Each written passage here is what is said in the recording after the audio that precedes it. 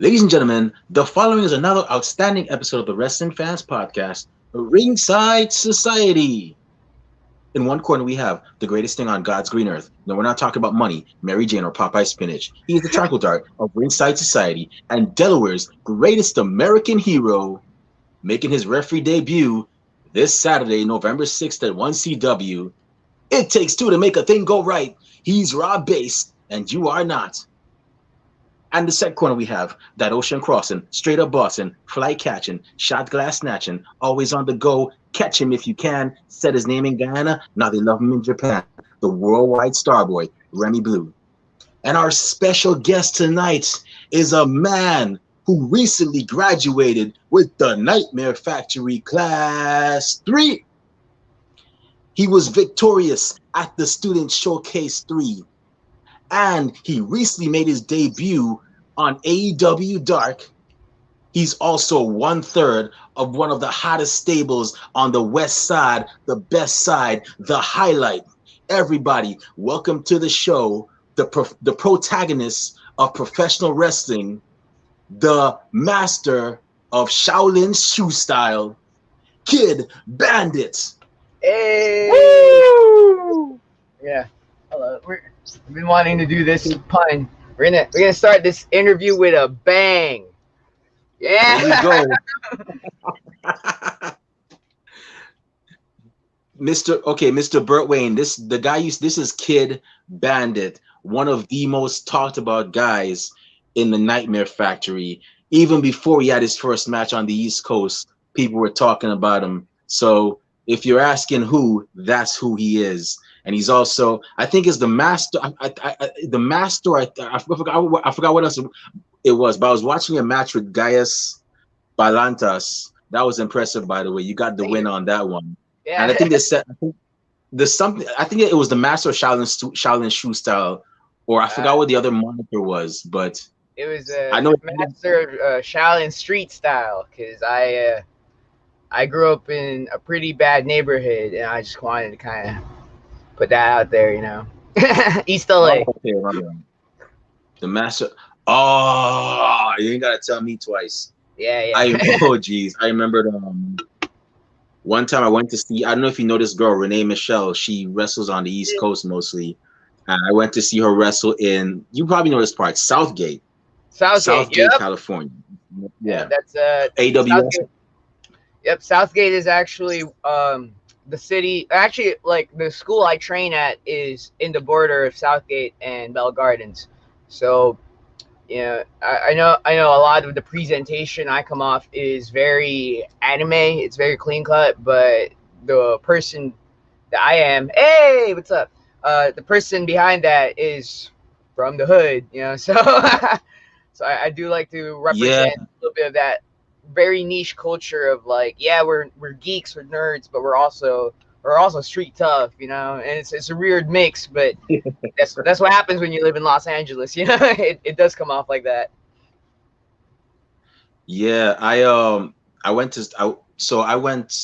never been to California before, so I only know like what Hollywood told me or what the media says, which is either it's like surfer dudes, or it's like Crips, and all these other gangs. So I'm like, I was gonna go to see Renee wrestle at AWS. This was like 6 years ago, and I'm like, okay, I'm following Google Maps, and it tells me to take some bus to another bus to get to there.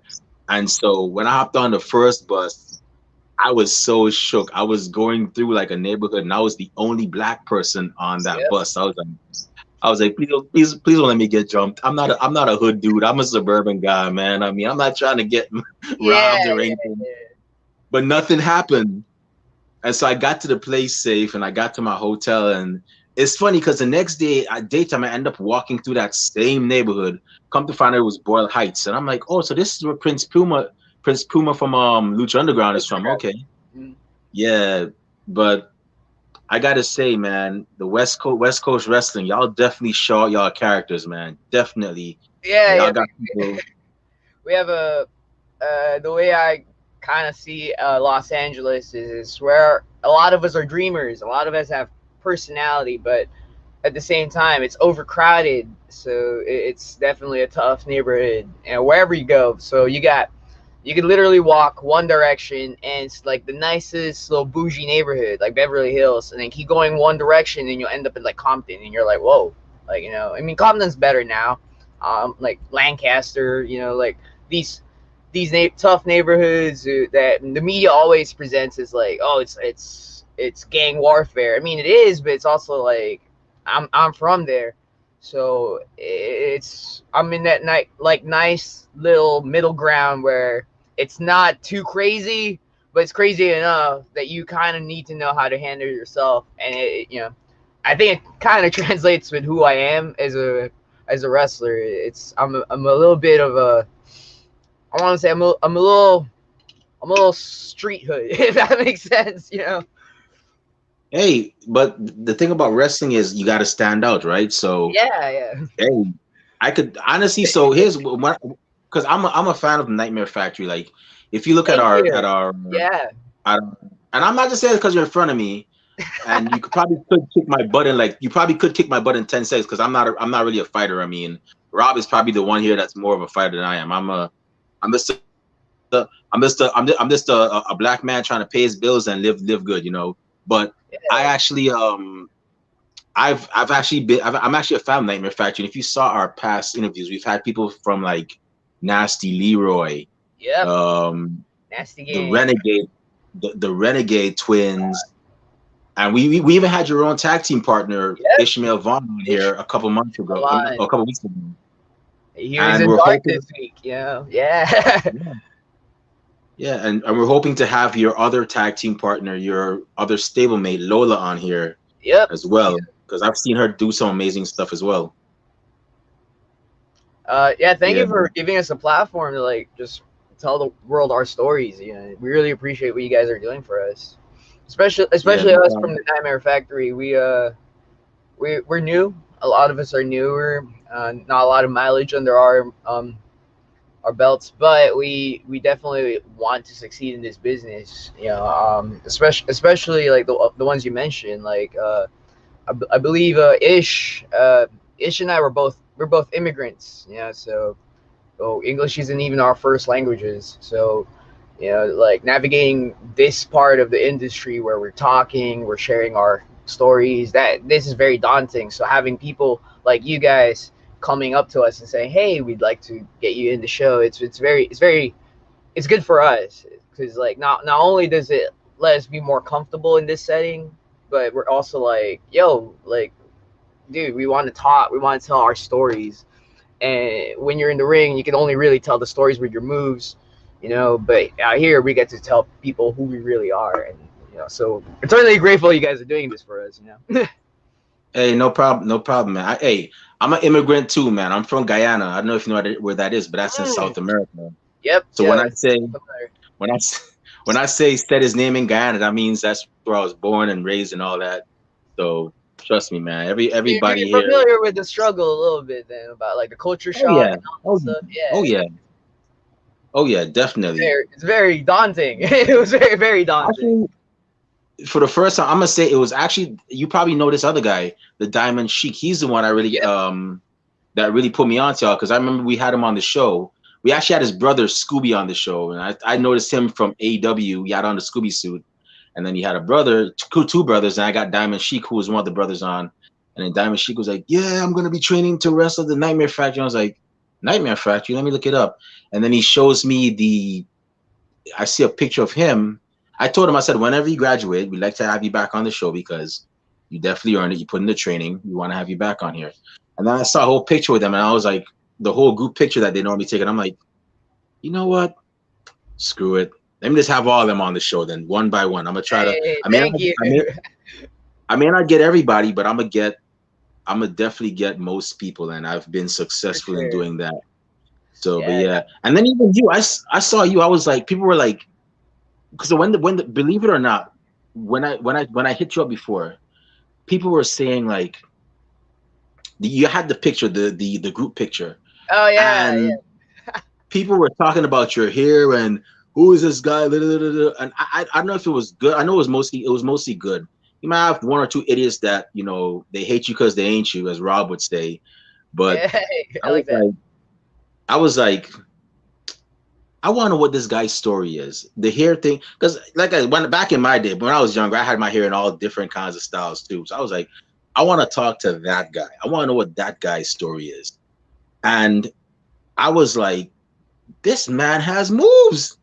I mean, you can make fun of the man's hair. They can make fun of the man's hair, which I think the man's hair is cool, but I mean, the man has move. Like I can't move. I'm almost 40, so I mean, I can't move like that anymore. I could do a Nice. mean cartwheel and that's it. But I'm like, this guy can go. And then I saw the student showcase, and I was like, yo, this man's the truth. You're actually in one of our dream matches, and Oh, it's against another guy, another California native by the name of Jack Cartwheel. oh my And I know that God, would be a match. Jack! I love him. He's phenomenally talented, man. That guy is amazing. I would love to have that match one day. I feel like he's got a rocket strapped on his back. He's heading straight for the moon. I'm just trying to catch up to him. That guy's amazing. Yeah, that would be a match for the ages. I definitely, if that match is near New York, I'm definitely trying to see that match. That would be a good match. That would be really good. Yeah. But I gotta take it back and ask. I gotta take it back a bit and take it back in time a bit. And I gotta ask you, man, what was the event or the pay-per-view, or who was that uncle or aunt that dragged you into the room like, hey, check this out. We think you're gonna like this. Like, how'd you become a fan of professional wrestling? So I grew up in the Philippines. You know, I'm a mixed baby. I'm part Japanese, so I didn't really Magandang have a lot. magandang Sorry. magandang umaga is Yeah, good yeah. morning. Yep, yep. Magandang gabi, I think it's good night. Good night. Yes, yes. Yeah, so I'm still kind of fluent in Tagalog because we do speak that when every time I visit my parents and stuff. Um, so I remember we had to go visit like my uncle, and we stayed at a hotel, and the TV was on. We didn't have cable. I was poor. We kind of lived in a shack, not really. Didn't have a lot of like electronics. So one time I remember we stayed in a hotel, and the TV was just on, and it was SmackDown, and it wasn't even a match. It was and I remember this vividly. It was Rey Mysterio and Eddie Guerrero's like promo segment about how I think it was I'm Your Poppy segment where they were talking about Dominic, the custody of Dominic ladder match, and I remember Eddie gave Ray a brain buster on the steel steps, and I was like, "What the hell? Like this is brutal," And I knew what wrestling was, and at the time, like as a kid, no one's told me this isn't like this was it wasn't a shoot. It was like it was kayfabe, and I was like, "Oh my god, that guy died," and then they cut back to this episode of SmackDown. I think Ray was cutting a promo, or I think Eddie was cutting a promo, and I was hooked. So I've always liked Ray Mysterio ever since. And I remember going to school this happened this summer, and I remember going to school and meeting some people who were talking about wrestling, and I'm like, oh, I want to get in on that. I just saw this whole cool thing, and from there I kind of I had to travel like maybe half a mile to visit a friend who had cable, and because in the Philippines, SmackDown and Raw weren't like on free TV. They were on cable TV, both of them, and they were like tape delays. So like whatever was going on live is like 2 weeks ahead of like what I was seeing. So so I have like friends with internet that would like spoil the thing for me, and I'm like, ah, dang. So anyway, I would travel like half a mile to visit my friend, watch wrestling with him, so I could go to my friends at school and be like, hey, so I'm caught up in wrestling, and we would play wrestle at recess with each other, and we come up with like moves, we come up with characters and all that stuff. And I remember, and the year was 2008 because I just got SmackDown vs. Raw 2007, and that was my very first PS2 game. In fact, I bought a PS2 just for SmackDown vs. Raw 2007. And I remember, I was playing it, yada yada, and I would create my own character. And I remember thinking, okay, I'm gonna give him all the cool moves, all the coolest moves, you know.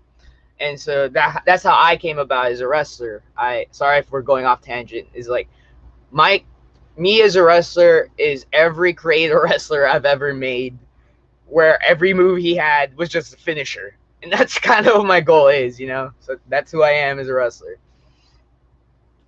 Hey, like I said, I always said, it's I've been a fan for 30 years, 31 years to be exact, and I could tell you that, you know, different strokes for different folks.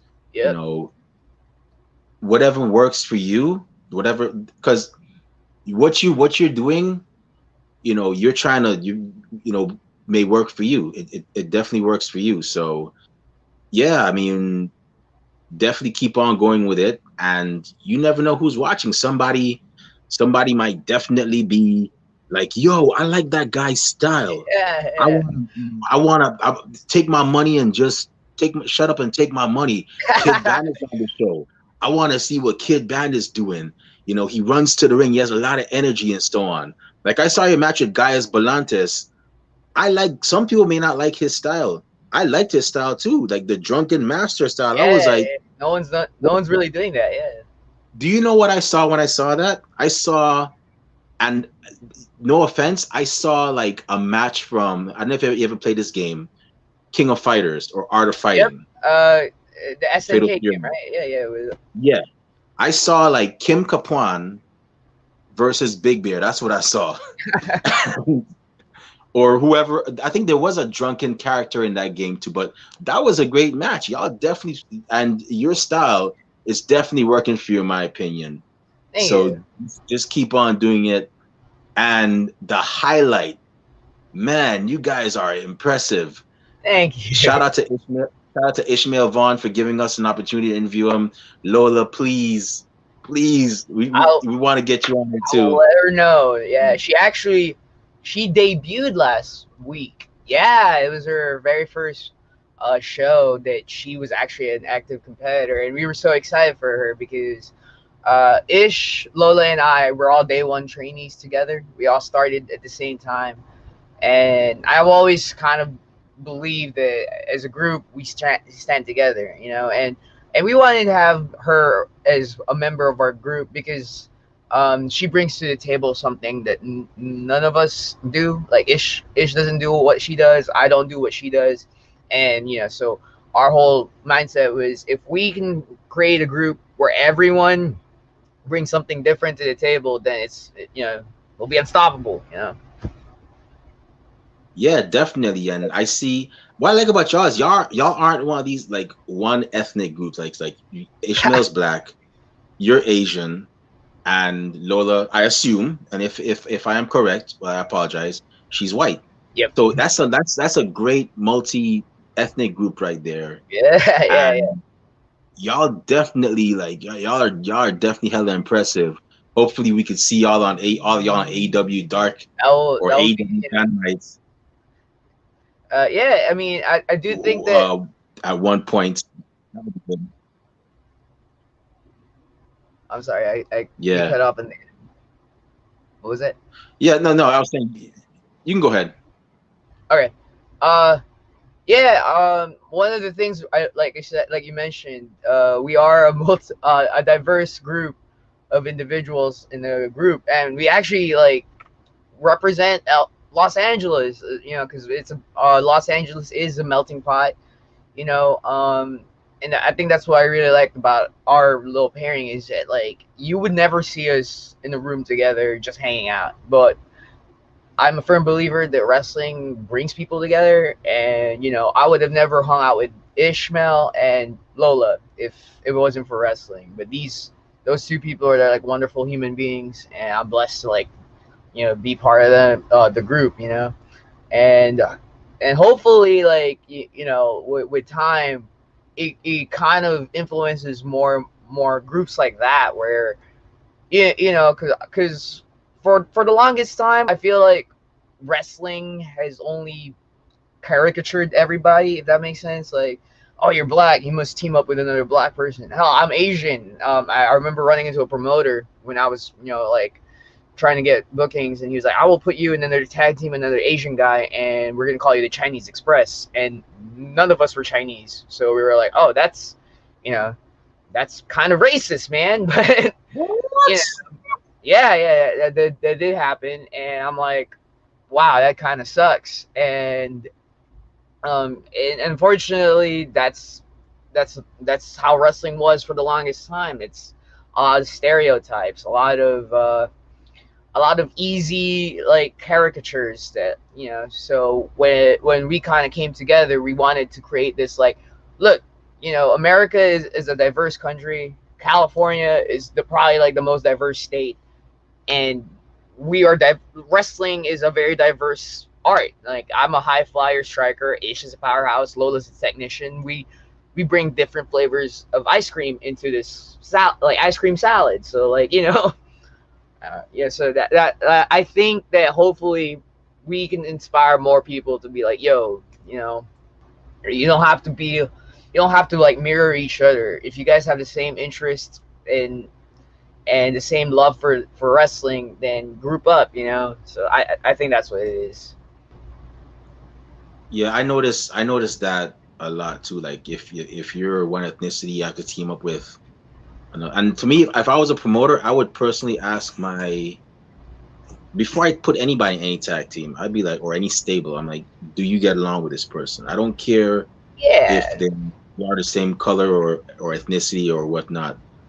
Do you guys are y'all cool with each other? If like who would you want to do have a stable or a tag team with?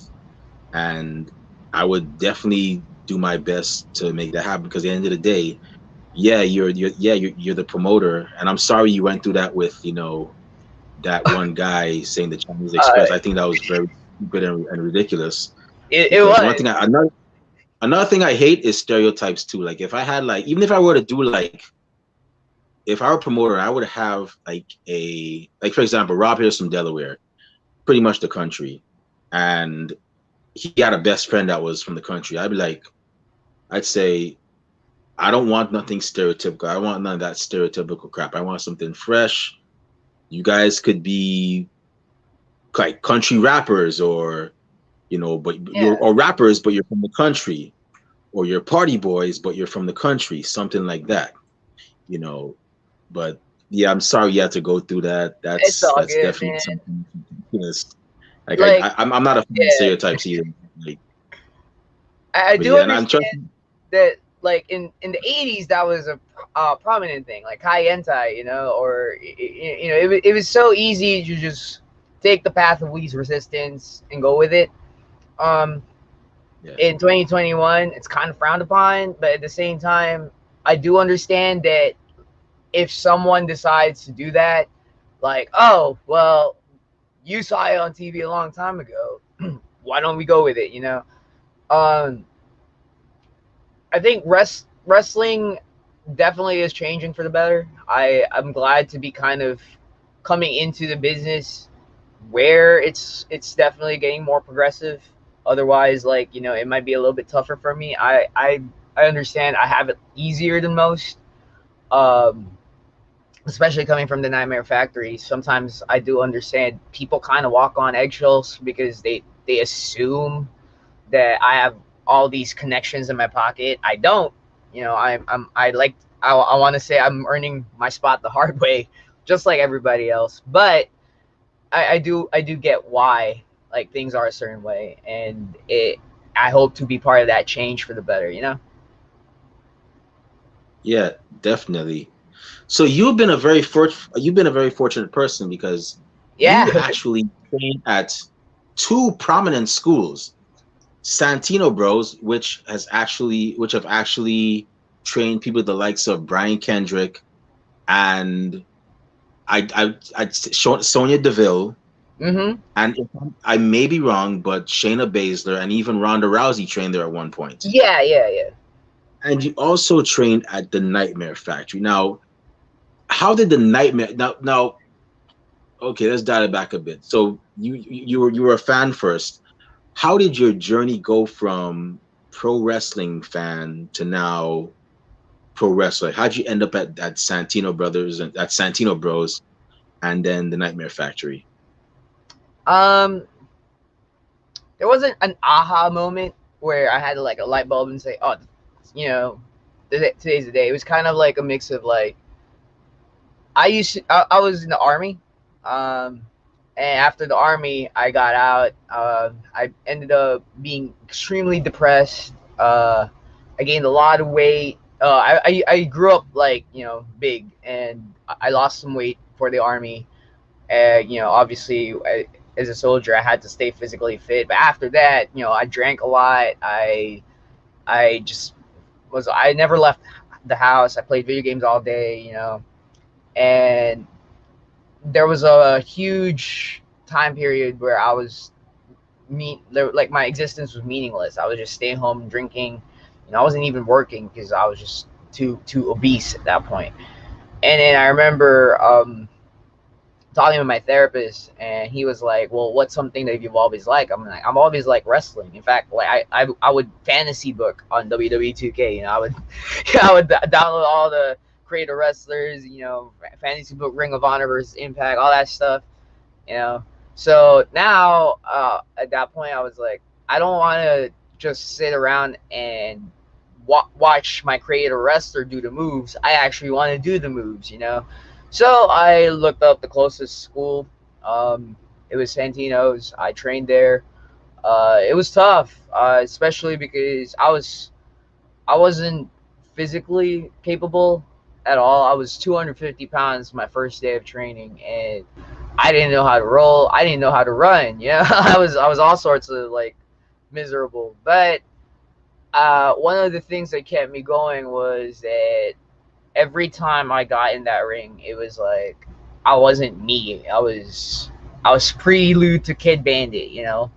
I was kind of getting a grasp of who I wanted to be as a wrestler, and that like I think, and this lesson kind of happened a little bit later on with Glacier, but one of the best things that he's ever said was a lot of fans live vicariously through wrestlers. We are privileged that fans like would pick us and say, I like Kid Bandit, I want to be like Kid Bandit. But not everyone can do it because life happens. Maybe they're disabled, maybe they just don't have the means to train, or they don't have a school to train at.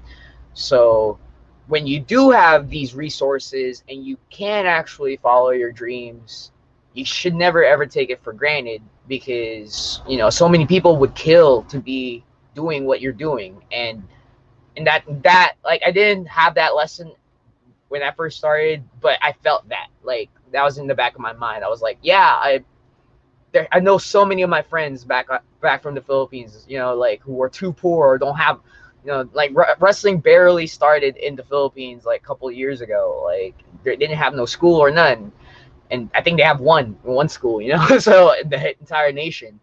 So I didn't have that accessibility, but then I did, and that's what really kept me going. It was like, oh, I'm actually chasing my dream. Not a lot of people can say that they're chasing their dream. A lot of people settle. A lot of people, like when they're kids, they say, oh, I want to be a pop star, I want to be an astronaut, and then they ended up becoming like like a manager at McDonald's, and then they settle for that. A lot of my friends from high school ended up settling, and I just remember thinking, I don't want to do that. I want to do something fun, because we only get to really experience life once. We don't know what happens afterwards, but if I'm gonna experience life, I want to experience life on my terms. If that makes sense. Obviously, it's expensive, so But the thing is, you're doing what you enjoy, and yeah, like I said, it's definitely working for you, because you're like one of the most like talk about people right now. I mean, like, come on, you didn't even have like a match on the East Coast, and people were already talking about you and yeah, whatnot. So, yeah, man, just keep it's definitely working for you. Plus, you were already on AW Dark against who else but Fuego del Sol. So and it his was a tag son, team match, and yeah, his son, who and you, is very familiar, but I can't quite figure out who he is yeah, yet. yeah, yeah, yeah. he does ring a bit of a bell. His moveset does ring a bit of a bell, but yeah, I just can't put my finger on who he is. No, I can't. But yeah, but you're definitely. And the funny thing, you mentioned Fuego del Sol, and I'm probably gonna get my butt kicked for this. But you actually trained with his cousin. His cousin Yeah. was in your class. Mm-hmm. I'm not gonna say AK. who it is. I'm not gonna say who it is because well, I don't know. I guess you could say who I it can is because I say. mean I'll take the heat. yeah. Yeah. He's a so.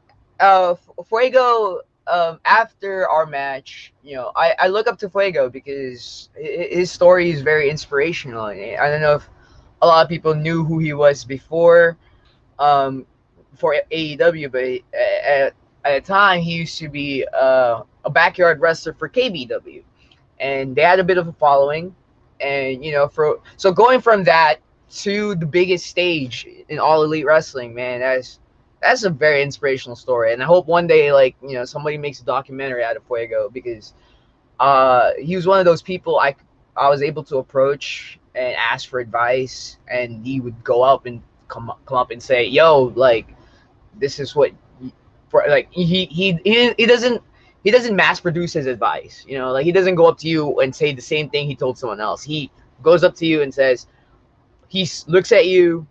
I mean, he knows, he's kind of familiar with me already because he does come to the Nightmare Factory every once in a while. But he went up to me and gave me advice pertaining to me specifically, not just, like, and that means he cares. That means he has a good heart, and I hope more people see that, because like, he definitely deserves to be where he's at. He works so hard, and I want to say I owe a lot to him for even getting me this opportunity. I'm sure it wasn't all up to him, but, like, I know that he probably had a hand in getting me in AEW.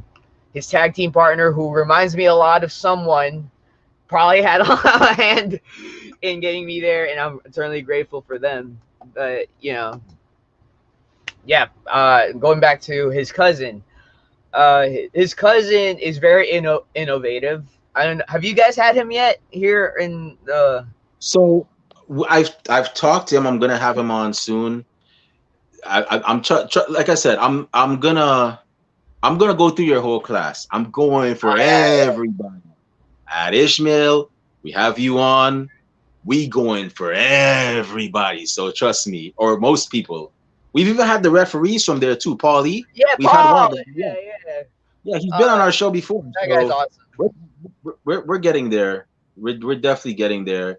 And if possible, it's wishful thinking. Maybe we can get Coach Ian on. I don't Oh, know, yeah. wishful thinking. Yeah, Coach Ian is. I just gotta say, man, I work out a lot, but a lot of my workout is like doing kicks and flipping in my front yard, learning how to parkour, all that stuff. So the gym kind of aspect of, like, training your body to get stronger, completely foreign to me, completely alien. Ish, not to my technique partner, not so much. He's a collegiate athlete. He goes to the gym a lot.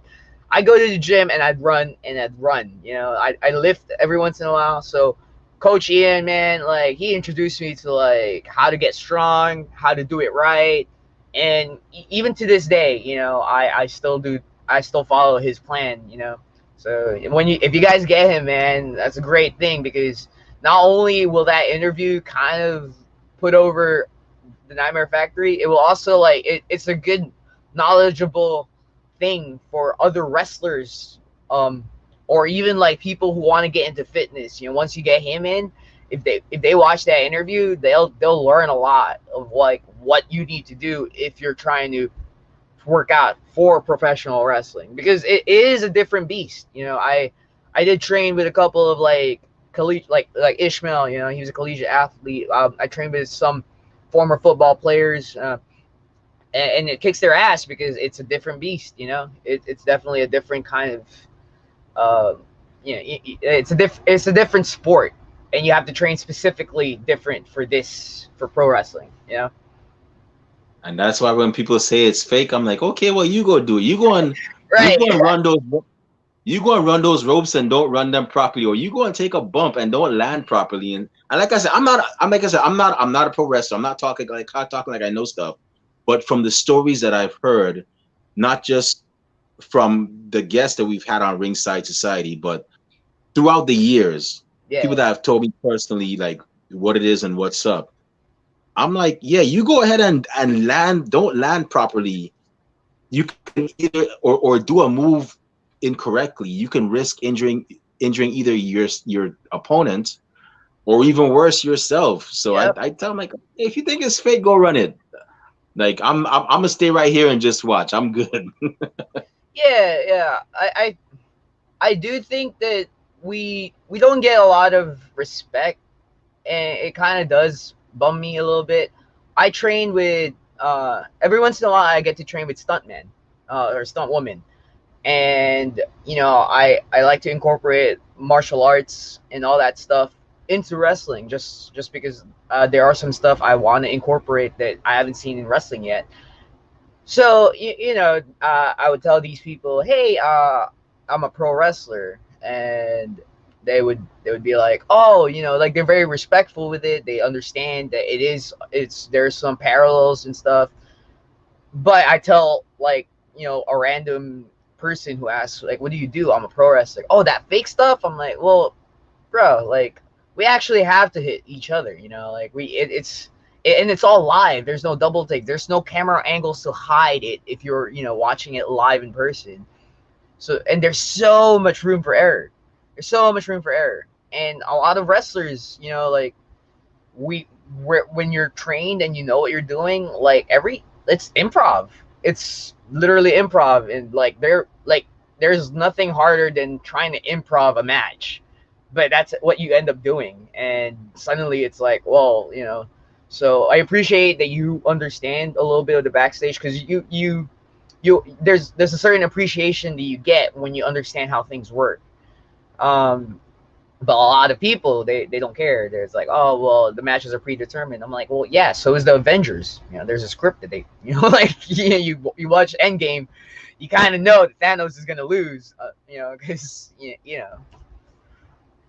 Yeah, definitely. And I try not to say that too much, that because people think, oh, so now you're a smart. I'm like, no, it's just what people have told me. And what, no, I'm not trying to claim like I know more than anybody. I'm, like I said, I'm just a fan like everybody else. I I'm pay I'm for a my fan too. ticket Yeah, like no everybody judgment, else. So brother. yeah. So I just got two more questions. I know Rob is chomping at the bit to ask you a couple questions. So my second to last question is, Ishmael Vaughn gave us the, or I think I got the, actually I got three more, but it'll be quick. So third to last question. The Nightmare Factory Student Showcase 3. What was going through your mind when you were actually taking part in that? Were you nervous? Were you like, oh geez, I got to do this? And Yeah. Coach Cody's watching, Coach QT and Coach Glacier are watching. Or were you like, you know what? I got this, man. Like, I'm the protagonist of professional wrestling. I got training from Santino and I got training from Nightmare Factory. This is cake. Or was it like a mixture of both? No, it was not a mixture of both. It was a lot of the former, a lot of like freaking out, because when like you brought up a while ago, when that photo came out with my hair and everyone, somebody made a meme out of me. They were like, oh, like, Cody Rhodes is training the next Yu-Gi-Oh protagonist, and it blew up. And I'm the fifth match in that card. So I remember my phone just vibrating nonstop because people were tagging me on the meme. I'm like, and I haven't, the Nightmare Factory Showcase was my very first match ever. Like, I've trained, sure, but I've also never actually wrestled in front of people. In my gear was actually brand new because I didn't like have gear at the time. I had to like come up with gear. So I was looking at the phone. Everyone's tweeting about me, and I'm like, oh Jesus Christ, I haven't even wrestled yet. And so I turn my phone off, and then everybody comes up to me. He's like, hey Bandit, you're viral on Twitter. I'm like, bro, I know that, but like I gotta focus on my match. I don't want to forget anything. So I'm freaking out. I'm freaking out. I haven't eaten anything that day, so I'm eating Doritos chips. You know, I wash my hands, I wipe it on my gear, and it looked like I peed on myself because my gear is now wet, and like everything was going wrong. I go up to Coach QT and I ask him, "You got any last minute advice?" And he's like, "Yeah, don't suck." I'm like, "Oh God, oh God," you know, like. I mean, like he said it playfully, you know, because it's his personality. But I'm like, oh Jesus, you know, and Cody was in the crowd, and um, yeah, I don't know if it's common knowledge, but I grew up idolizing Cody Rhodes, so I get to wrestle in front of Cody Rhodes for my debut match, and I'm like, oh brother, there's so much pressure. And then my music hit, I came out, and I remember just feeling like, all right, like you know, it was a little bit more of like, okay, I got this, you know, I know what I need to do. I know who I am. I know what I'm trying to be. And, you know, everything's going to work out well. And if it doesn't, then, you know, I could learn from it. But thankfully, it went without a hitch, you know. That's not always the case, especially in the indies. Sometimes things go wrong. And when they do go wrong, it's like, oh, gosh, you beat yourself up for it. But my debut, I was definitely way more nervous than I was confident. And then gradually, and you know, my opponent Trevor, uh, he's thankfully really talented, so it kind of eased me a lot and like the pressure as well.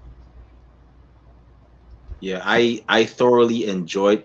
So far, I've never been disappointed by any Nightmare Factory student showcase. So many memories from Cat Spencer and Brooke Valentine, no, Brooke Havoc. Sorry, my Yeah, bad, Brooke. I'm sorry, but Cat Valentine. There I go again. Cat Spencer and Brooke Havoc coming out in that black vehicle to seeing, you know, the student showcase two, where you had people like Dean Alexander trying to get that second yeah, win and by Dean. -1. Yeah, that's my tag team partner right there in Yeah. AEW. And the Diamond Sheik and the bodyguard Anthony Green, Austin Green, taking on the Family Man. The errands, the And errands. Yeah, yeah, I'm sorry, yeah, guys. yeah, you Aaron good. Dallas and Aaron Kirk. Aaron Dallas and Aaron Kirk. And to now the Nightmare Factory Student Showcase 3, where you got Kid Bandit. Yeah, they're making fun of him, but guess what? He's wowing people now. Yeah. And his tag team partner Ishmael Vaughn doing So a tope suicida so on that JDX and taking out the whole guardrail. So that's the one thing I am disappointed with in all the Nightmare Factory showcases is my tag team partner, good guy Ishmael Vaughn, decided to cheat. You know, he cheated. He punched JDX with the golden chain. I gave him a good lecture backstage. I was like, bro, why did you cheat? You know? And he said, because he wanted to win. And I'm like, I guess I can't fall for that, but man, you know. So Yeah. I'm never gonna And forget. then and then of course another highlight, and I really want to get her on the show, Jesse Barnes going in there and killing it, Oh going toe-to-toe with the wrestling warden, and even body slamming him, then also eliminating Carly Bravo. I was never disappointed, and y'all, a lot of y'all, I'd say pretty much all y'all, want, if you put your mind to it, have a very great future in this business, and I'm looking forward to showcase 4. I know I'm going to be wowed by that as well. So yeah, my second, go ahead, go oh, ahead, I'm sorry, go ahead. go ahead. You Yeah, first. yeah. So I will say that Camp 4, I there there is a lot of people in Camp 4 to watch out for. Their camp is a little bit smaller. That's all we'll say about that. But yes, once it goes up, please watch it. Support my friends and my classmates. I got to train with Camp 5. Some of them. And man, they're talented, man. So you know, if you all like showcase number 3, 1, 2, and 3, wait till Camp 4 and 5. You guys will get blown away. Oh yeah, we're gonna, hey, Camp 4 and Camp 5. If y'all watching, we coming for y'all too. We come to have y'all on the show. So yeah, so don't go too far. But my second to last question is, man. So you know the highlight, you and Ishmael Vaughn, y'all tag team. Yeah, Lola joins y'all, but who are some top tag teams that you want to see y'all face in the near future? Like, whether it doesn't matter, it could be AEW, WWE, Impact, uh, anybody in the Indies. It doesn't matter. Young Bucks, definitely. Uh, a lot of a big part of why wrestling is so good in 2021 is thanks to them doing their own thing. Like, a lot of people told them don't wrestle that way, so they gave them the finger and decided we're gonna wrestle our way and amp it up. So they did, and now we have All Elite Wrestling. Thanks to them. So definitely Young Bucks. Uh, Alan Angels and Preston Vance, they trained Ish and I. I look to them for guidance every once in a while whenever I could. So I want to wrestle Dark Order with my tag partner. Overkill over in Atlanta with Carly Bravo, Danny Jordan, Zicky Dice, Ashton Starr. That's another faction, multiracial like us, but we're cooler because we're from the West Coast. TSF, they're also Nightmare Factory grads. They're actually probably the most successful tag team we produced over at the Nightmare Factory. So, I want to wrestle Fuego 1 and Fuego 2, like Too Fast to Fuego with Ish, because I love Dean, but that was the first time we've ever tagged, and, the chemistry wasn't quite there yet. We'll figure it out, but maybe we'll beat Fuego and Fuego Dos as Ish, Melvin, and Kid Bandit team highlight. Maybe we'll do better. Yeah, that's most of the ones I could think of that are active right now that I want to wrestle with Ish. That's cool. You mentioned TSF. We had them on the show too, and they're definitely going to be one of those tag teams to look out for in the near future. I could definitely see it, and I'm trying to get Rob's promotion that he's going to be refereeing for 1CW. I've been saying, hey, you guys like money? Bring these guys on too. They're doing things. But yeah, but I really hope you get a chance to meet up, to face all those opponents in the near future and so on. That'd be a great thing. I hope you see more of you on AEW Dark, man. I like to see when people come on here as guests, and the next thing you see them, oh yeah, they're on AEW Dark with Diamond, and they get signed. Like, we've had several people, and I'm not clout chasing here. Like, we've had people like Thunder Rosa, Red Velvet, and even Danny Limelight, who just got signed to MLW on there. So it's always great to see those people, hear those people's stories about their hard work, and then see them get rewarded. That's something I actually enjoy. So my last question before I turn it over to Rob is, when you're getting ready for a match, when you're working out at the gym, what are some songs that you enjoy listening to that get you into that zone or that mode? See, I got my phone right here. So nobody so y'all know it's not a gimmick. All right, most listened. All right, how do you view most listened on Spotify? Hold on. Most listened, I think it's on repeat or whatever. On repeat? Okay. I'll pull that up real quick. Because playlists on repeat, right? I think that's what it's called. On repeat. Yeah, because I put that one on. There's the All one right, I here listen to all the time. On repeat playlist. So I got Grander, which is the opening for Black. Here we go. So I got Grander, which is from Black Clover. I got Haruka Kanada, which is that's the English version of the Naruto, the third Naruto opening. I got the second Naruto opening, I believe. I got the fourth Naruto opening. I got Silhouette, which is the 16th one from Naruto Shippuden. I got Inferno, which is from Fire Force. I got some punk music. I got One Piece's English dub right there. So yes, it's not a gimmick. I do love anime music a lot. So yeah, that's what. Oh man,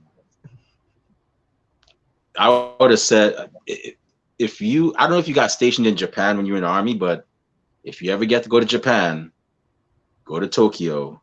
I don't know if you've been to Japan yet, but if you have, you know what I'm talking about.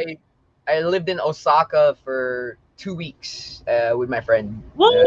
Oh, And I didn't know Osaka's how to one of- speak Japanese. I still don't. I kind of do now, but you know, so it was kind of hard to navigate. I had to have like them like kind of like walk me around everywhere. It was, yeah. Hey, Osaka's one of my favorites, man. I used to hang around Dotonbori a lot. I went to Osaka Castle. I went to the place that has the tower that lights up blue, Yeah, purple, and red. it looks a little bit like the Space Needle, right? Yeah, Yeah, I was I was in the Navy, and so they stationed me over there. In by the way, thank you for your service from one vet to yeah. Thank you another. for your service. Yeah. But I was stationed in Sasebo, Japan, which is on the Nagasaki prefecture. I was there for 3 years, and I went to Tokyo. And Tokyo was fun, but it was expensive. When I went to Osaka, Osaka was, in my opinion, was more fun but less expensive. Yeah, So- so definitely, like the way I got told by my friend is Tokyo is a lot like New York City. Osaka is like, Oh yeah, I want to say like LA. You know, it's a lot less cramped. It's a lot bigger. It's still small compared to like, you know, a lot of like the places, but it's definitely not as cramped as Tokyo. Because I flew to Tokyo, but I was only there just to like get to Osaka, and then I went back to Tokyo just to fly back to America. So yeah. yeah, definitely. Hey, just a heads up. When you go back, when you get booked for Tokyo, Japan to wrestle there, you got to get your Ribera jacket, man. Don't forget that. Definitely got to get that Yeah, jacket. I wasn't a wrestler yet when I was there, but you know, maybe next time for sure. Hey. Yeah, so I'm gonna go ahead and turn it over to Rob. I know Rob has a couple of questions. You mentioned anime, so just a heads up, he loves some anime too. So he's gonna ask probably Okay. a lot about that stuff. So Rob, go ahead, man. The floor is yours. I see he's got a Cobra Kai shirt. Oh, a hoodie, Cobra Kai hoodie. So fun fact, I lived in Reseda. Well, I lived in Topanga. So the whole entirety of Cobra Kai is like, you know, the Netflix show or the YouTube show is based around where I live. So it's a nice. good show for me. Yeah, I love it. Oh, that is awesome, man. Yeah, man. Like you were saying a couple minutes ago, you love anime music and stuff, and I was like, I had to write this down because the couple games I've been playing, like I got one on my computer, Persona 4, and then Yakuza Like a Dragon. I've been playing on my Xbox. Yeah. Yo, Persona 4 and their music on there is so happy. It's just I can just listen to it and it just puts me in a good mood. You know, I'd be like, just oh man, today I gotta do it. And then I listen to, just play that and the song is just stuck in my head all day. It's like I'm Persona like, 5's like life won't change. I believe that's the name of the song. Like it's not a game, I'm not a robot. Like that one plays in my playlist and I'm like, oh. And I remember hearing that song before I actually played Persona 5. I actually haven't beaten Persona 5 yet, but yeah, like I remember it came on, and yeah, JRPGs have really good soundtracks. Like Kingdom Hearts has a great soundtrack, of all things. Yeah. So yeah, what was that one game? Code Vein. Have you ever played that one? oh no, I haven't. I've seen it and I've heard it, but I've never played it. Yeah, that one had a good soundtrack in my opinion. Best character creation too, yeah. So check it out. That's awesome. Oh yeah, I definitely have to, man. Yeah, like you were saying, and then you're saying, you got Star SmackDown versus Raw 07. I had to, I had to flip back on here, man. I had to go get my little notes and stuff because I do a thing with my body, do GM mode, and I just figure I'd pull it up, show you, I actually take notes on it, who storylines, because sometimes it takes us a little bit, to get together, a month or two, and we'll forget. So it's like, who's champ, who wrestled who, all that stuff, bam. Yeah, Did you have to do that on yours? So GM mode made it more simple because like it was kind of like, okay, they had the statistics and everything, and you were stuck with one brand, so you only had to really worry about your brand. Although 07 had a really weird dynamic where like you get like Mickey James versus Great Khali for the main event, or like the opposite show, and you're like, hold up, what's going on, 08 kind of did the same thing. I don't remember playing much of 09. I remember that was the tag team one, but I hate universe mode because it doesn't it doesn't do what GM mode did. I mean, you can, but you have to go outside and write down everything so you can keep track. And I mean, I'm like, bro, like I want to play GM mode, you know, like give me back GM mode, you know what I'm saying? So I'm glad that AEW literally has a game where it's a GM mode, you know, so that they always listen to their fans, man. They know what they want. That's right. I do see. That's why I kind of like Fire Pro Wrestling. You know, even though I'm not very good at playing it. Oh, that GM mode on there. Oh, I try. Yeah, everybody we interview on here, I try to find, you know, if there's somebody create a wrestler or whatever, you know. I think you're on there too. I think I have a couple in Fire Pro. I have Fire Pro on my PC. I can't play it because I suck at it. I have to if I want to do a dream match, I would plug in like 2 controllers. I would plug in 1 controller for me. Hey, you suck, Matt. That's my friend. I would plug in 2 controllers and I just, you know, like play as both of them. So that's what I do for Fire Pro. Yeah. I'm not very good either, but yeah, I'm like, look, I'll just be a booker, and I'll make all these, you know. Thunder Rosa though, shit. Every time she comes up, yeah, she's always like, yeah, let's go, let's do this. Yeah, she always signs. There's some people, you know, I'm like, yeah, come on, let's go. Be like Diamond Sheik or something. Be like, need more money. I'm like, of course. You know what I mean? Of course, she needs more money, and it's like, As a gamer, I don't play a lot of multiplayer because I'm a loner. You know, it's as depressing as that sounds. I play a lot of League of Legends. That's it. I used to play Overwatch, but you know I don't anymore. But a lot of the games I play, like Dragon Age, you know, God Eater, Mass Effect is probably one of my top like franchises of all time. That's my favorite of all time. I'm playing the Legendary Edition right now. And I have beaten Mass Effect multiple times, and I still always choose the same damn choices. And I'm like, why? Why am I replaying it if I'm not gonna? Because it's such a good, well-written, you know. Before I was a wrestler, one of the things I used to do, and I'm still doing it, I'm taking a hiatus, is I'm making a video game. I am making a RPG, a visual novel with a lot of influences taken from Dragon Age. The game is literally called Rising Saga Origins. So hey, I'm the creator of Rising Saga. If you guys ever played it, it's me. It was me, Austin. It was me all along. You know. That's right. That's right. I wrote the game. I didn't do the art. I had people do the art for me. And I'm basically the guy that's writing everything down. And when my wrestling career started taking off, I had to put it in the back burner because it's such a hard thing. As a solo developer, like it's really hard to do everything on your own because not only are you in charge of the story, of the writing, you know, sometimes the voice acting, you know. I was also in charge of like making sure that the formulas work, the codes work, you know, and I'm using RPG Maker for the engine, so it's a lot more simple.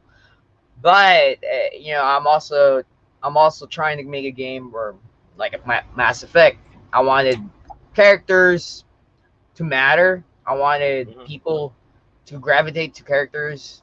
I wanted to have multi-layered stuff going on, and I wanted the choices to matter because I didn't want like the worst thing in, and this is why I hated Mass Effect 3 was the worst thing that ever happened to me was like, yo, I did everything right. The Geth are friendly now, everything is good, and suddenly at the end of the game they're like, well, pick one.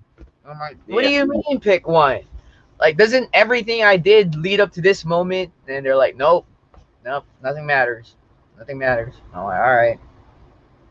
That's right. Yeah, that ended, man. Yeah, because it's like, yo, Shepard was a total badass. Like the first game. Oh man, like it's like my favorite games of like all time, like 1, 2, and 3. Yeah, that ending, like if you think about it, the final boss in there is literally just it's not even Reaper. It's it's Marauder Shields. Yeah, it's a Marauder. Yeah, you go up there, you know. I'm like, okay. I was like, all right, I'm going for the final blitz. You know, I was like, this is awesome. I'm like, blast slow motion. I'm thinking I'm gonna fight somebody awesome. And then, Yeah, like I I was thought I like, was gonna fight like a big Reaper and then by myself. yeah, Like, whoa, yeah. I'm like, I literally fought a Reaper by myself earlier in the game. You know what I mean? Like, yeah, yeah. I thought we could do it again, something. Nah. I mean, Yeah, they should have. I was gonna say they should have saved Kai Lang or whatever for the end a little bit, man. Because what he did the thing, that was satisfying. But yeah, they should have saved that to the end, man. Like, whew. So I did train. So the guy that mocap Kai Lang and all the I believe they're called Phantoms in the game. Okay. Yeah. The sorry ones. No. The Cerberus katana wielding. Oh yeah. Okay. Yeah. I know what you're talking about. The person that mocap that used to train over at Jam, where I do train as far as like where I do my kicks and stunt work. So I just thought it was like one of the coolest things. Like, oh my god, like maybe they'll hit me up for Mass Effect 4. Or there you something. go. We'll see. Yeah. Yeah. So I would play a lot of RPGs, man. That's kind of my thing. There's this game called Vampire the Masquerade. Very underrated game. They're making a sequel.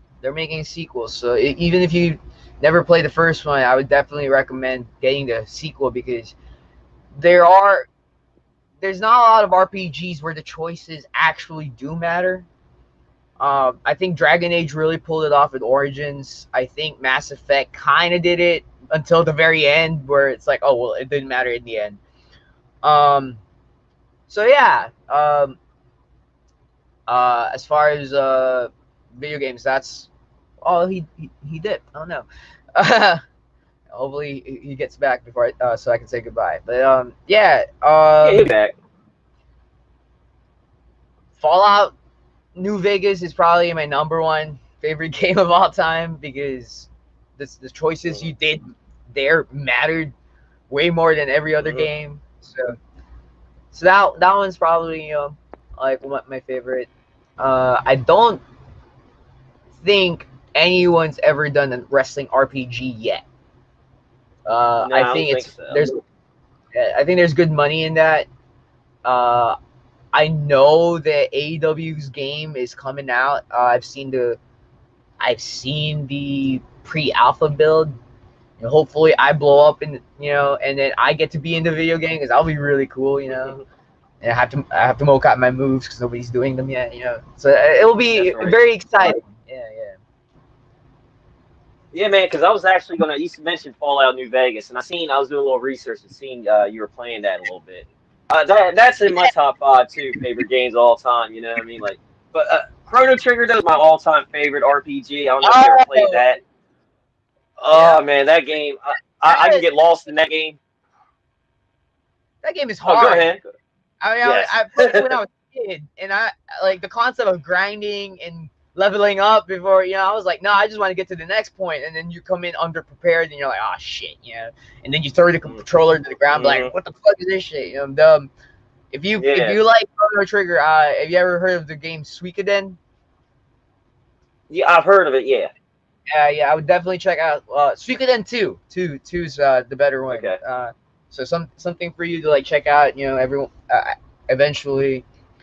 Chrono Trigger, man. That game gives me a little bit of PTSD because I'm like, I remember never beating it as a kid. I don't even know if I've ever beaten it as an adult. Have I? I know the story. I actually do know the story. I know the whole time travel gimmick. But I don't actually know if I ever beat the game. Maybe I know. Maybe I read the YouTube or watched a YouTube playthrough of it. But yeah, I know it takes a long time. Yeah, I remember I rented it. That's how I figured out about it from like Blockbuster or something. My mom got it, and I was like, you need to keep going back and renting this game so I can play it. But like, I couldn't do that. But my friend had it, and I remember he let me borrow it. And I sat there like I had it for a long time, man. And then I ended up getting it for the DS, and I think I got it for the PlayStation 1 too. Like, man, I just love that game. But Fallout New Vegas. I wanted to ask, have you ever played a build where you do the punch, where you're just punching, one-hit punch? So I've done that before, man. That's like I was trying like a caveman type, like I was dumb, and I'd go up, use that weapon. I've never. this goes back to me playing Mass Effect and not Mm. doing anything different. I've done Fallout New Vegas differently. I usually play this sneak a sniper, that's with some Mhm. speech because that's the easiest way, Mhm. But I did find that one of the most entertaining ways to play it is if you maximize sneak and explosive and just reverse pickpocket and sneak around everywhere. And obviously that's a hard playthrough near the end because by the end of the game it's like a full-on war zone, and especially with mods where you decide you want to push your PC to the limit and have like 100 NCR troops fighting the 100 Legion troops, and your Yeah. computer's like, what the hell are you doing to me, But yeah, it's one of those games where it's like you want to do something different. I've been playing that game for a decade now, and I still have never sided with the powder cannons. Or I've never sided with the Legion. So it's just Yeah. like I know what happens when you side with them, Mhm. but I'm like, nah. I'm a yes man kind of guy through and through. I want to take over Vegas by myself. So That's right. I haven't been to Vegas until it was to wrestle for Vegas. Mm. But it did kind of threw me off when I was driving there, and as soon as I saw Prim, I'm like, I kind of know where to go. Like obviously because like Yeah. as far as like geographic locations for New Vegas, every place is pretty spot on. Obviously the scale in real life is way bigger, but Yeah. I remember the second time I drove to Vegas, I didn't even need directions. I kind of just knew how to get there because as soon as I hit Good Springs, I'm like, I know where to go. I actually keep every time I go to Vegas, I stop by Good Springs, because it's a really nice place. Yeah, that's where you start out. Mm-hmm. I take You a got to picture. start out there. Yeah, I take a picture with the saloon. And I'm like, yeah, we're back at Good Springs. That's right. I think the first time I played it, I didn't even get to the war on the Hoover Dam. I think I beat the game and solved it just by talking. You know what I mean? Like Yeah, doing whatever. I think I believe it was like the first time I played. I was like, really? I thought there was like a big war or something. And I played it again. yeah, Like, here we go. There we go. That's what I was wanting. yeah. That's one of the best things about the game is like if obviously you can't beat the game without shooting your gun, but it's possible to like skip the boss battle if you just talk your way out of it. And I'm like, yo, like that is some pretty. It's pretty ballsy for them to like even Mhm. try that, and I do appreciate that. I didn't like Outer Worlds as much as New Vegas. I know it was the same people who developed it, but it just didn't have the same charm. So that's what I'll say about that. Yeah, it looked good. I kind of agree with you. It was I think it was middle of the road type game for me. I played it. I was like, yeah, I liked it, but it was nothing I'm gonna go back to It was. really. I played I it thought it once. was just short. Fun. I thought it was just too Yeah, short. Yeah. yeah. So yeah, man. Oh man, yeah. Talking about video games and stuff. Yeah. Sorry about So that. no, you're good, man. Like when I was playing, yeah, I wanted to talk about. I'm right now on my PC. I'm playing Knights of the Old Republic. Oh, which one? Playing to for Star Wars and stuff, and I got the mods and stuff on there. Oh, Yeah. yeah, it's so great. But yeah, in Persona 4, man, I seen you're on there. You're the senpai of the street or something. I wanted to ask, man, because in Persona 4, Yakuza, they're always calling me. They're like, yeah, okay, senpai, or whatever, Chan or Kun and all this stuff. And I was like, well, because I was talking to my buddy about that, and he was like, actually, because you're a couple years older than me, I will call you senpai and all that stuff. I was like, really, and stuff like that. So, how's that work? Do they still do that now in Japan? Or is that like an Uh, old time thing? it, They still do. I got it from anime, like the whole senpai thing. So Mm. I can't speak directly for how they do it in person in Japan. Well, the Japanese culture from when I experienced it is very polite. It's very very Yeah. polite. So especially if you're a foreigner, they're very very polite. And I kind of like when people would interact with me, they're already polite, and then I had to explain, or my friend had to explain to them, oh, he doesn't speak Japanese, he's from America. Then they're doubly polite, and it's like, oh, so I think that's just how they are. They're very the culture of Japan is very respectful. And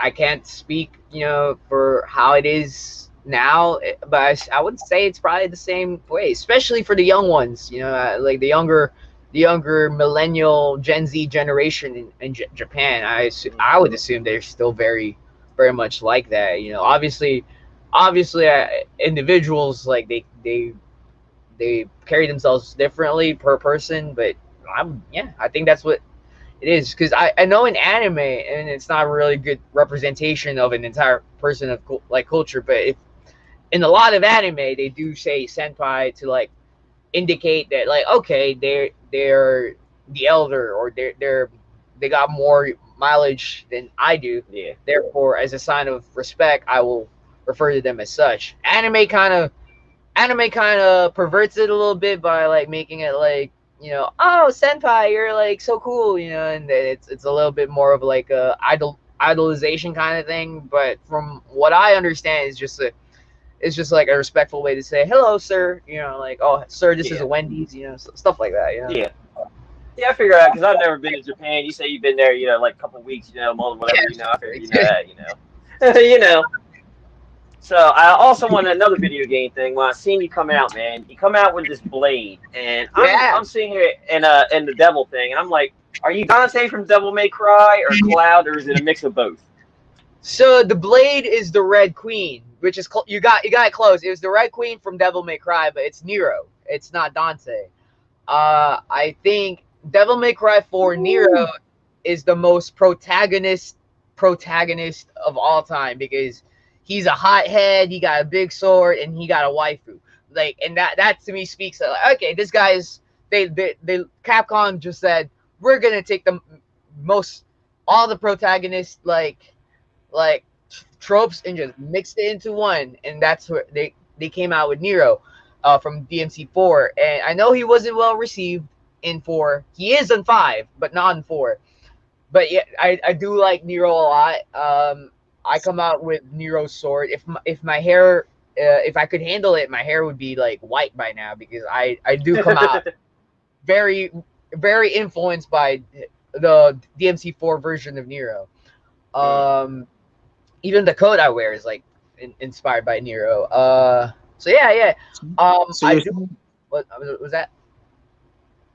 I was gonna say, so you're saying that Nero is Virgil's son, but he has the temperament of a Dante, because you look at, even though although they're twins, I've always seen Dante as like the more like, he doesn't think, he just rushes, and Nero's a bit more reserved. I mean, Virgil's a bit more reserved, as you can tell. But yeah, Nero's like, yeah, it's crazy. So yeah, from the dynamic is funny, because Nero is very volatile. He's a spark. He's a sparky, feisty guy. Dante's very playful, and I think that's what makes them very different from each other. And then Virgil's just Virgil. He doesn't really need to talk much, and he's a calm, cool, collected kind of guy. So I think that's what made me really like Nero, is that as a character, because Dante is the OG, he's like the star of Devil May Cry, but Nero fits the bill of like a young adult hero, which, I do like the fact that in Devil May Cry, Dante gets older, Virgil gets older, they all get older. They're not like timeless protagonists that never age, because like, not like Lara Croft. Lara Croft has been like in her early 20s since the 90s, so but not with Devil May Cry. Now you could see them getting older, so I like that. Yeah, that is pretty cool, man. Yeah, like you said, she has been early 20s or whatever forever. Yeah. She should be a couple years older than me. I'm 39. I think she's a little older than me when she came out. So yeah. She went from like Lara Croft went from like the PS1 pixel graphics to like realistic, like, graphics, and I'm like, yeah, but she's still the same age, like I want to see Lara Croft in like her like late 30s, like still kicking ass, more mature, definitely, like, doesn't slow down, that's the so like you get like older male protagonists, but you never really get older female protagonists in video games at all, and so I think that's an avenue that needs to get explored because I will make them unique. You know, I remember I don't know if y'all ever played Ghost of Tsushima. I've heard of it. No, I haven't played it, but I've heard good things about it. Yeah. One of the standout characters for me in Ghost of Tsushima was Masako because she was an older woman who's still badass, and I'm like, yo, like this character dynamic never gets explored, you know. So yeah, I killed her. I killed her. Yeah. So I gotta ask, man. I always ask anime fans, man. Do you watch Dragon Ball Z? And if you do, is Goku the worst father in the planet in the universe? How bad of a dad is he? Absolutely, man. I love him as a fighter. I hate him as a dad, brother. He out here. He would like power up Boo to like face him like head on, and he don't give a crap, bro. He would be like, yo, let me give you. He would give his opponent senzu beats. Like, bro, this villain might kill your kids, might kill the entire planet. And you're like, I just want to test them at their full capacity. No, bro, beat them up. Like, you know, I don't even understand why this dude would come into a fight at base form ever. Like, why doesn't he? Like, because it takes like 3 episodes for him to like power up to like, you know, whatever form he's got going on. Why doesn't he do that off screen? So by the time he shows up in the fight, he's already full on, like, you know, because he's always like waiting until like 5 episodes in, and he's like, well, this is where I bust out plot armor, and then suddenly he's like, Super Goku, or Super Saiyan God, Super Saiyan 2, whatever, you know, whatever he is now, and then I'm like, bro, just do that off screen, just come out with your blue hair and then whoop ass. Like, dude, why don't you, like, I will never understand why he doesn't just instant like transmission everyone to the sun. Yeah. Like that you know, but yeah, I still love Dragon Ball, don't get me wrong. I love Dragon Ball, but I don't like Goku as much as I like Vegeta. Yeah, that's all I'll say about that, because Vegeta's funny. That's right. And he always takes L's. Vegeta's always losing. That's right. So I do want to ask, man. You know, you were talking about your tricking. You mentioned you do parkour and stuff, man. How did you get into that stuff? Because I was watching you do that, and I instantly went to that James Bond movie, that opening scene. I can't remember which one it was. Casino Royale or whatever, where he was chasing home dude and he was doing the parkour stuff. You know what I mean? I was like, oh my God, I imagine you just doing that. You know what I mean? So how'd you get in that parkour and all that stuff, man? Can you do that type of stuff? So, one of my influences is John Morrison. So wrestling has a variety of high flyers. I know to some people they're all the same, but if you look at it like from a different angle, you'll see that Rey Mysterio is a high flyer, but he doesn't necessarily do what Ricochet does. Ricochet is a high flyer, but he doesn't necessarily do what Ace Austin does, or, you know, the Young Bucks. And for me, a lot of it was like there's some wrestlers who do parkour, especially in the indies now. Dante Leon, Ninja Mac. You know, Ninja Mac actually does tricking. These talented wrestlers, when you see them bring this extreme sport of parkour, free running into wrestling, it always comes off as something new because nobody really does it, you know. And it's like an untapped gold mine, in my opinion. There's so many stuff that you could bring from tricking, so many kicks, so many sequences, and you see it in martial arts movies all the time.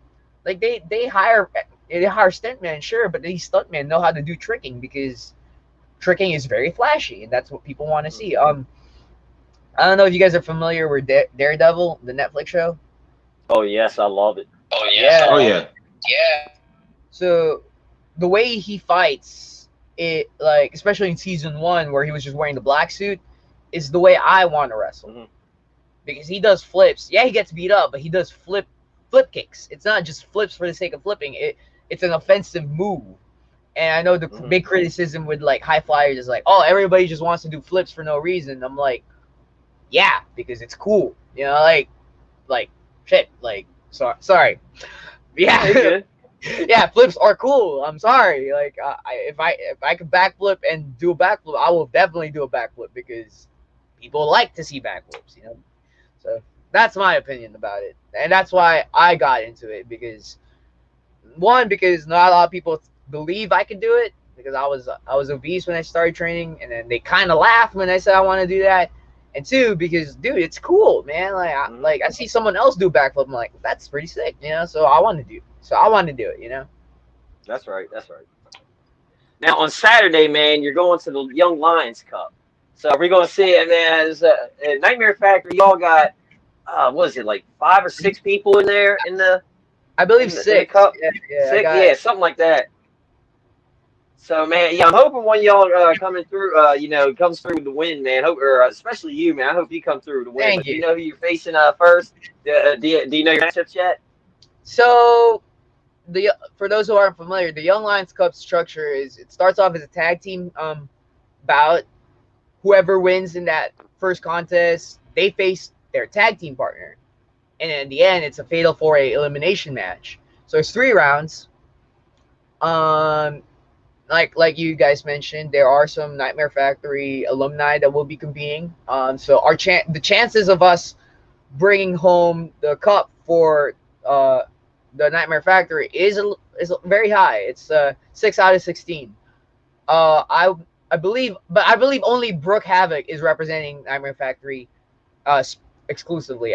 Ish and I are representing Santino Bros over in LA. Trip Jordy is representing Black and Brave in with Seth Rollins over in Iowa. I believe Bankston is representing London, and Trevor is representing Freelance in Chicago. So, but we're all trained at the Nightmare Factory, so there's that dynamic. And all the competitors. So this is probably the most hyped up Young Lions Cup in history. And if you look at the past winners, like Cobb, Brody King, Chris Bay, very talented crop of talent. Usually involved, like Hobbs was in it. Jake Atlas was in it. Jungle Boy was in it at one point. So they definitely bring in really like all the rookies throughout the nation that they believe have like a bright future in the business. And I'm honored to be part of it, but I'm also like, yo, you want me to represent Santino's? Like Santino's, like the roots of Santino Bros Wrestling come from XPW, from deathmatch wrestling. And that's not an avenue I could bring to the Young Lions Cup, because I don't know if they'll let me use my staple gun. You know, I literally have it right here. You know, I'm ready. I'm ready and good to go. I have thumbtacks ready, you know, all that stuff, you know, because if they want me to represent Santino's, I want to represent it to like the best of my ability. And what we bring to the table is deathmatch wrestling. And I don't know if, it will be a drawback that I can't use these weapons, because I know how to use a sword. I know how to use 2 swords at the same time. Whether or not they let me use it in the Young Lions Cup, that's a different question. So I might have to rely on my kicks and my flips and my high flying offense, which I'm confident with. But oh boy, if they let me use my swords, man, it's game over for everybody. Might as well give it to me. That's all I'm gonna say. That's right. That's right. So we're gonna see that Naruto Suicide or Tope Suicida. Are we gonna see that like on on AEW, or was it on AEW Dark? You busted that out? Yeah. Fun fact: I never do just a suicide dive. I mean, I do it, but I usually do a suicide tornado DDT. I don't know if y'all have seen it yet, but that's what I do as my dive outside. But there was no point doing it in that match, because I was facing the master of the tornado DDT, Fuego del Sol. So that was a new thing. Maybe I'll bust it out, but I'll do my tornado DDT version. Maybe, yeah. We'll see. I do have some crazy move ideas that I didn't get to do in AEW, because I was kind of thrown aback. I was trying to figure out who Fuego Dos was, so I wasn't really digging in my arsenal. I was just trying to figure out who he was. So yeah, well, the Young Lions Cup version of Kid Bandit is definitely a lot more wild than the dark version y'all saw, because it's a prelude to what I can do. I can do I will do a lot more because I do want to win this tournament. And you know, Kid Bandit, like he's a wild man. He's a feral imp. That's right. That's right. Feral Yeah. Imp, that's right. I like that. So after the Young Lions Cup, man, do you have any more shows lined up? Are you booked up for the rest of the year? Yeah. I Sweet. will be wrestling in Vegas for a Mm. Project Taco, which is very Ooh. interesting. Yeah, I'll leave it at that. The day after the Young Lions Cup too, so that'll be fun. Week after, I believe I will be in Alabama. Then Los Angeles. I do have a show in South Carolina coming up.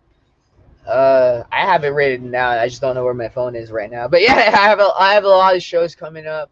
I am grateful to be booked for the rest of the year. Um, I do have some appearances in I believe Pacific Northwest now, so over like in Seattle. So and for someone who's only been doing this for 5 months, I am grateful that I do get to travel for places.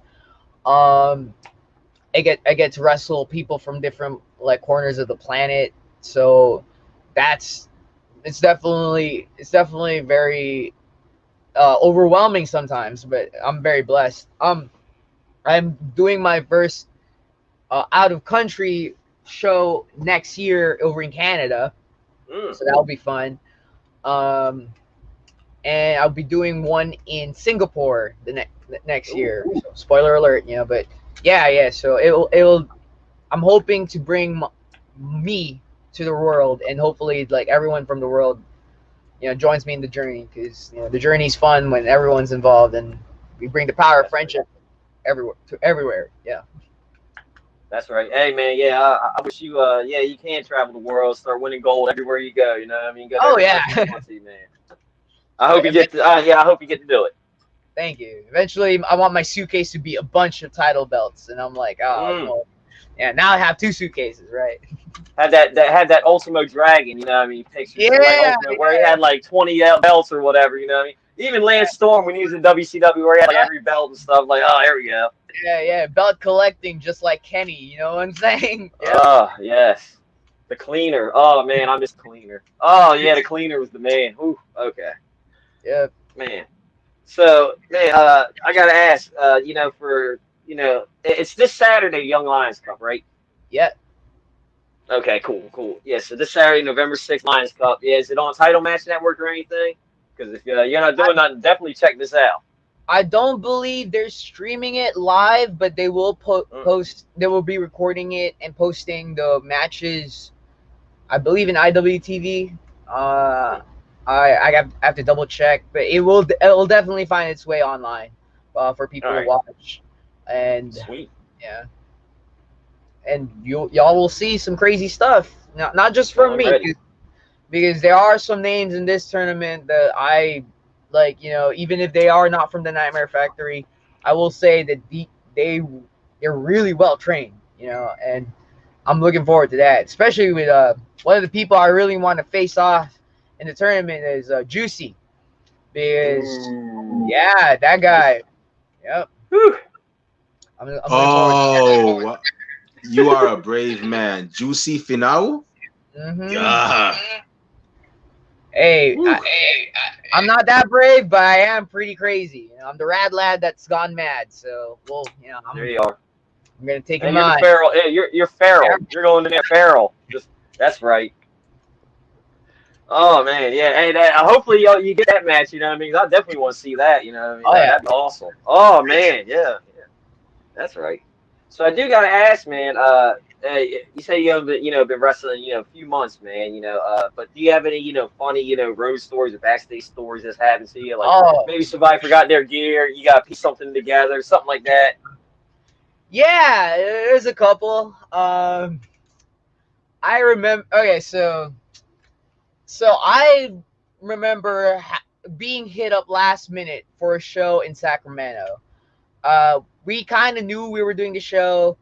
I followed up and conflicting reports, but from what I understood, I'm not doing the show anymore. So I'm like, okay, nice weekend. I'll play New Vegas at home, whatever. And then my tag team partner Ishmael hits me up. He's like, "Hey, we're still doing the show." I'm like, "Oh God, how am I gonna get there?" So, I spend the whole day trying to like, oh, my car's not gonna make it. It needs to go to the shop. Ish is already in NorCal. He's already in Oakland with his mom. So I was kind of like scrambling to try to figure out how to get there. And I remember I have a friend who's a pilot. So, and I know he flies to NorCal all the time. And for those people who don't know, if they're out of state, NorCal is about an 8-hour, 6-hour drive if they're generous. 8-hour if you're like me and you drive slow. So yeah, it's definitely a mission. And I hit up my friend who's a pilot who flies to NorCal. I'm like, all right, long shot, can you fly me to Sacramento? He's like, yeah, bro. I'm like, what? Okay. So I drive to the airport and I'm like thinking, oh man, I really hope he's not like pranking me or something. And I get there, he's there. He's like, hey, bro, yeah, like, I'll fly you. Like, he's going to fly me to Merced. And I was just going to figure out how to get from Merced to Sacramento. But he's like, no, I'll fly you to Sacramento, bro. I'm like, okay. I get to the hangar, and it's a private jet. I'm like, hold up. I'm sorry, what the hell? So it's a private jet. And, I walk in, and I'm by myself. There's like a pail with like champagne. And I'm pretty sure it's expensive champagne because it's a private jet. And I'm like, hold up, like, what is going on here? And he's like, yeah, dude, I fly like business people from Merced to like LA and they do business stuff. And I'm like, okay, can I cut a promo here? He's like, yeah, bro. So I'm out here like, I'm in a private jet and I'm like, my character is not bougie. My character is an anime guy, but I'm in a private jet. I'm gonna film something. I'm gonna figure this out. So, I cut that promo, posted it on Instagram, and everybody thought I got signed to like a big major promotion. Because like, why is he in a private jet? So I'm like explaining to all my friends, hey, actually, I flew in a private jet because I was broke. like in a stroke of luck, I got lucky. I got to fly in a private jet because I was literally out of money, and I just think that's like the funniest thing ever. And and I ran with it too. I just like told everybody, yeah, big things coming, guys. I'm in a private jet, and people didn't know it was because I didn't have any means of travel. So I think that's like, it's a funny story. That is kind of crazy. Yeah, you say it like, man, I had to take a private jet because I was broke. That's one of those oxymorons, you know what I mean? Like Biggie Smalls, you know what I mean? Fat Boy Slim or something, like, man, I was broke. I had to take a private jet. Like, all right, Drake. All right, Jay-Z, you know what I mean? Okay. So I definitely got lucky with that one. And I'm probably going to hit him up again next time I have to go to NorCal and be like, hey, let me fly in the private jet again, bro. That's right. I would have did that. Yeah, cut promos and stuff, and I would have sat up front, and be like, "Yo, man, how do you do all this stuff, man? It's pretty cool." You know what I mean? Looking out there, just doing that line. Oh, that'd be pretty awesome. Oh man. So I do want to say before I pass it on back to Remy, I want to say thank you for taking time out of your busy schedule, come on and chat with us. Man, I had a blast talking with you about video games, all that type of stuff, man. Man, I wish you nothing but the best in the Young Lions Cup and everything you do. In the future, you start winning the gold everywhere and all that good stuff, man. Thank you. Kid Bandit, I just gotta say thank you very much for taking time out of your busy schedule to be on here. Really appreciate it. We know you're a busy man, right. Making moves and whatnot, but we really and truly appreciate it. And hopefully, we get to see you on the East Coast, maybe in 1CW or maybe somewhere over here in New York. It'll definitely be an experience either way. But before we revitalizing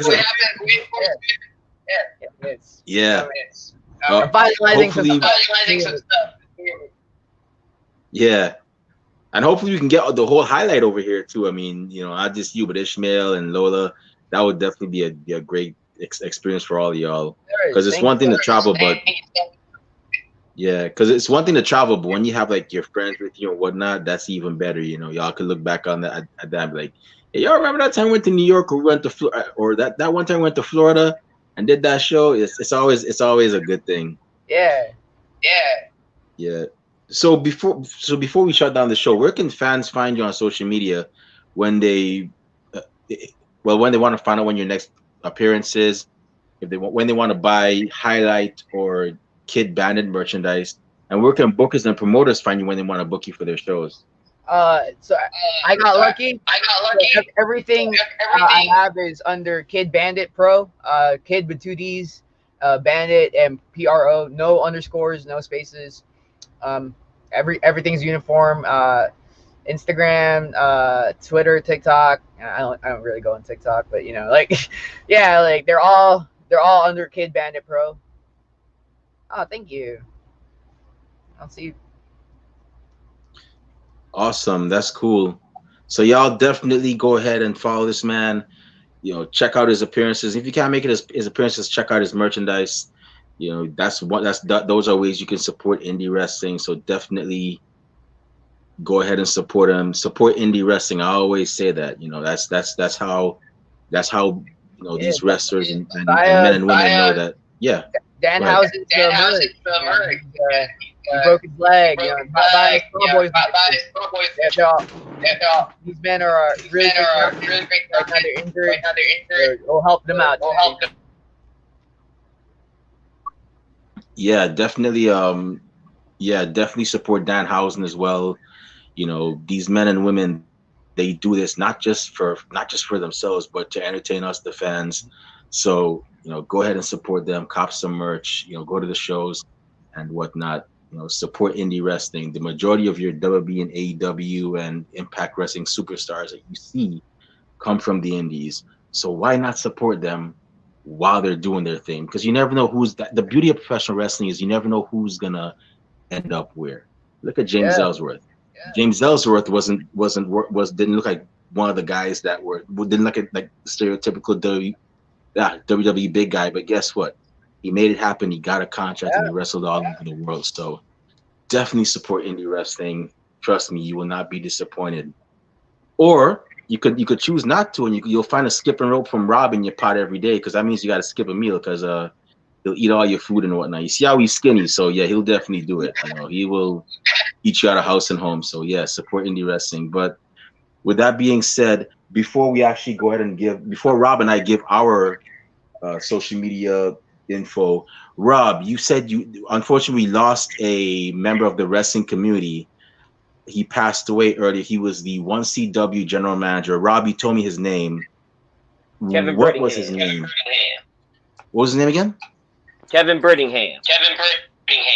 Kevin Birmingham, right? Brittingham. Kevin Brittingham. All right, so we lost him recently, and it's never a good thing when you lose somebody in the professional wrestling industry. So with that being said, as we always do here at Ringside Society, we'll be giving him a 10-bell salute, and then we'll proceed to give our social media info and then close out the show. So here we go.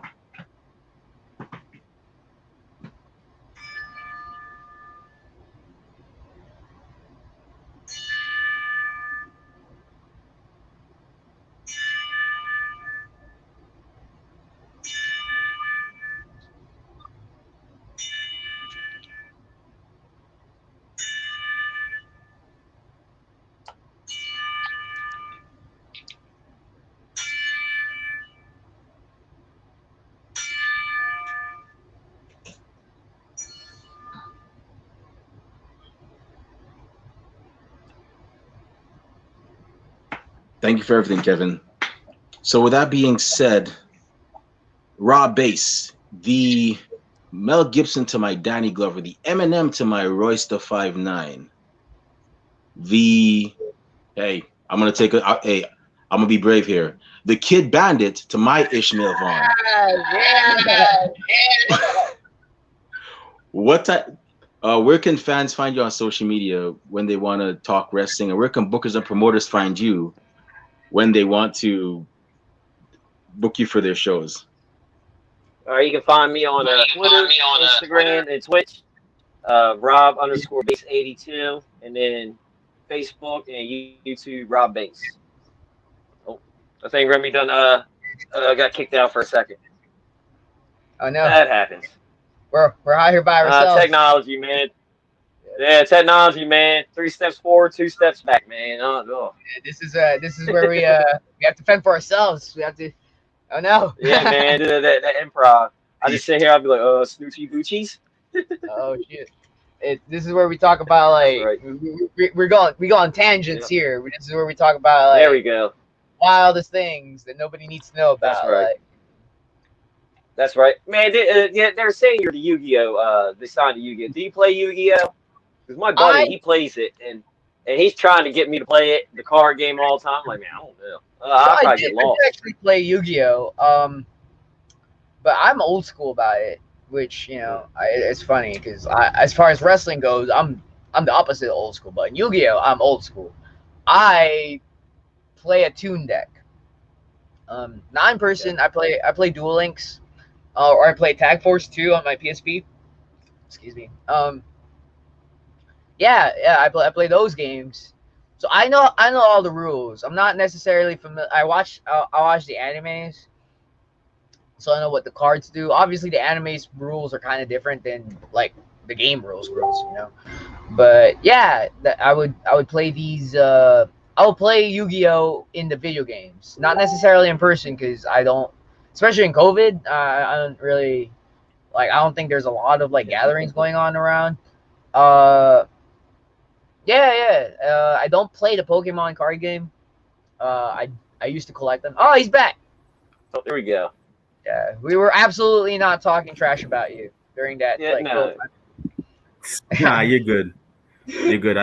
My phone was on the fritz for some reason, so it wasn't working. So I had to, go to my computer now. But yeah, so yeah, that's cool. Definitely follow Rob. He's making his referee debut. Hey, congratulations! Thank you. 1CW.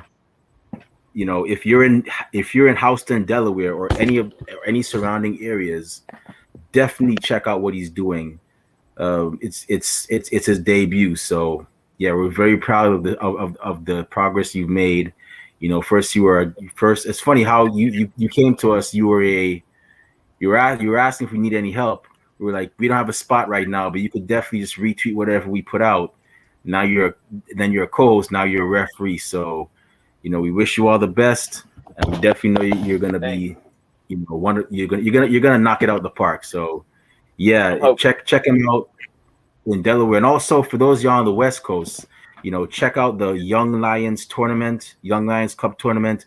We have 6 people who trained at the Nightmare Factory in that tournament, some of the best. So definitely check it out. You will not be, and you have my word on this, you will not be disappointed. But with that being said, if you want to follow me on social media, you could find me on Twitter under @TheRemyBlue. You can also find me on Facebook under the alias Remy Blue. It's a picture of me at WrestleMania 28. Our podcast is also on social media. We're on Twitter and Instagram under @Ringside Society. We're also on Twitch under @Ringside Society 2019, and we're also on YouTube. Yes, we have a YouTube page. Go ahead and subscribe. We have a lot of cool interviews like this one with Kid Bandit, Ishmael Vaughn, Brooke Havoc, the Renegade Twins, Nasty Leroy, and so many other people. So, and we have more coming. So when you subscribe, don't just personalize it. Subscribe to all our videos as well. And yeah, and we also have a Teespring store where we also sell merchandise.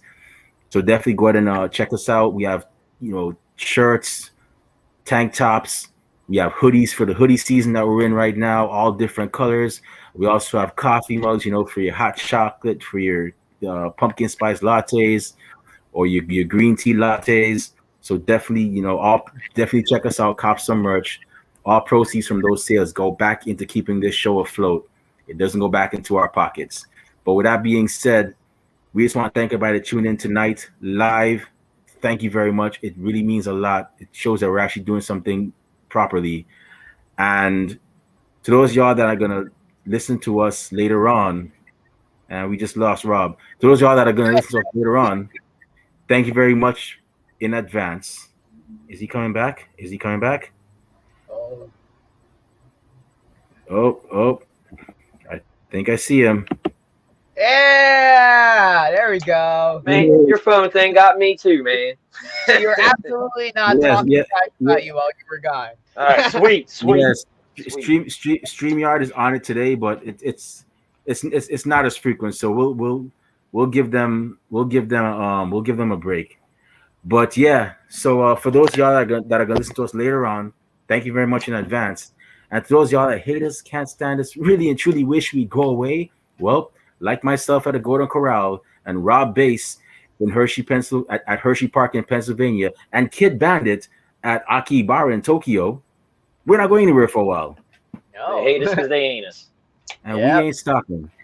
So with that being said, we just want to let everybody know that we here at Ringside Society understand that everybody and their grandparents and their parents have a podcast. But we're not your grandparents' podcast. We're not your parents' podcast. As a matter of fact, we're not just any podcast. Hashtag we are not the same. Hey, yo, Rob Bass, one time for the mind, one time for the people, one time for the wrestling culture, and one time for the Nightmare Factory Class 3 graduate, one half of the highlights, the master of Shaolin Street Style, and the protagonist of professional wrestling, Kid Bandit. Woo! What podcast are we? We're the Wrestling Fans Podcast. That's right, we're the Wrestling Fans Podcast, Ringside Society, and we'll be back with another impressive guest in another impressive episode. But until then, we're still going through a pandemic. So until it's over, stay healthy, stay safe, be excellent to each other, and party on, dudes. We out. Party on, dudes. See y'all. Good night. Stay classy, Delaware. Take care, everyone. Thank you for having me.